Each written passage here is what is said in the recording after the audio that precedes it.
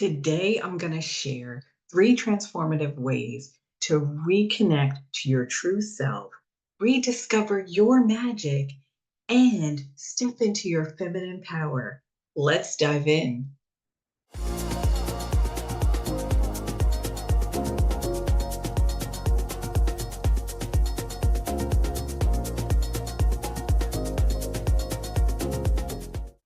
Hi, welcome back to part two of reconnecting to your true self. So, today we're going to do something a little bit more fun. I'm going to give you tip two for another way of connecting with yourself. But it's going to be a little unorthodox because I want to spice this up so that you could kind of have some fun. Because sometimes when we think of connecting to our real self, we get really serious, we get really, really heavy, and we forget the playful aspect of how we can really uncover things in a super, super fun way. So, tip number two is we are going to look at what do you like? But here's the challenge. I want you guys just to hang on, listen to me, listen to what I'm asking you to do. So, this one is going to take you going out somewhere. And it could be a club, it could be a bar, a lounge, a coffee house, whatever place feels right for you. Because for different people, the vibe is different. I want you to find a place that you feel like, okay, this is a good vibe for me. This is kind of my flow. If you're a coffee house person, then choose a coffee house. If you're a lounge person or a club person, choose that. Here's the thing, doesn't matter if you're married, if you're single, whatever. That's not really going to matter for this particular exercise that I'm going to kind of give you guys as a way to connect to your true self. So, one, pick your location. And I want it to be more of an afternoon, late afternoon, evening type location that really vibes with you, not an early morning kind of thing. And if you work, you probably may work the traditional hours, so it would have to be on an evening. And you can pick a weekend time to do this or whatever, but have fun with this. That's what I'm going to say to you first. Have fun with this. Wear some of your favorite clothes that vibe with wherever you're going. Make sure that you're comfortable, whatever that looks like. Then here's what you're going to do, right? Because you're in this place of who am I now? What do I like now? What am I about now? So go to the place that you think you're most attracted to.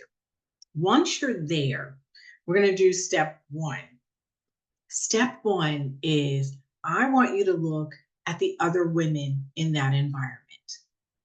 And what I want you to do is I want you to pick out the things that you like about them.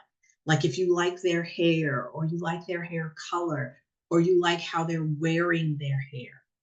Look at that. And then look at, well, why do I like that? What does that say about that person? Do they have a bold haircut and it makes them look like they're bold and courageous? Because we're just going on looks now. You're just going to sit and be an observer and kind of have a good time in the environment that you vibe. So you want to look at that. After you look at hair, I want you to look at clothes because that's a big thing for us as women. And clothes tell a lot about where we are. Are we feeling good? Are we feeling okay? Are we not feeling so great? And we all have those clothes that we put on for different reasons. So I want you to look at the women in this environment and pick out someone that has clothes that you really like. And ask yourself, well, why do I like that? Maybe it's the right color. Maybe it's the way it fits. Maybe it's the way she's wearing it. But I want you to dig a little bit as you're sitting there. And all this conversation is happening in your brain as you're sitting there, enjoying yourself, watching the environment, but you're just observing because all of this is getting into you. Well, what do I like now? Because maybe 10, 20 years ago, you liked a particular fashion, you liked a particular color, but right now you're like, yeah, that's not for me. So you're going out to be an observer to look at people around you to say, what do I vibe with? What feels really good? And you may see something, for example, that's on this woman, whether it's her hair or her clothes, that you're like, oh, that looks so great on her. That's not me. Then ask yourself, why is it not? Oh, that's too bold and that's not really my style. Well, then you learn something about yourself that that's not where you are. Or maybe you're a person, you're like, I've never been really bold before in my life. Maybe I should try on doing something bold. Maybe it's hair color, maybe it's clothes. Clothes are a little easier because you can take them off. Hair color, if it's permanent, you're kind of stuck with it for a while until it grows out. But you want to kind of try it on and kind of dig a little bit deeper. But this is a fun way of watching people and watching environments and be like, "Ooh, what would that be like for me? What is that like for me?" So once you do all those kind of things with the women in the room, now I want you to do it with the people that you are attracted to, whether that's men or women, whatever your preference is. And I want you to look at them and be like, "Ooh, who would I be attracted to now?" And you're just playing this game. Now, if you're married, you're not really looking for someone. And if you're single, this isn't really the time you're looking for someone. You're trying to get some insight about yourself, but you're doing it in sort of a different kind of way. You're playing a game with yourself. So look at the people in the room and say, who would I be attracted to and why? What about them attracts you to them? Is it their clothes? Is it their hair? Is it the way they're moving about the room? Is it something about their physical, like their eyes? What is it? Ask yourself that.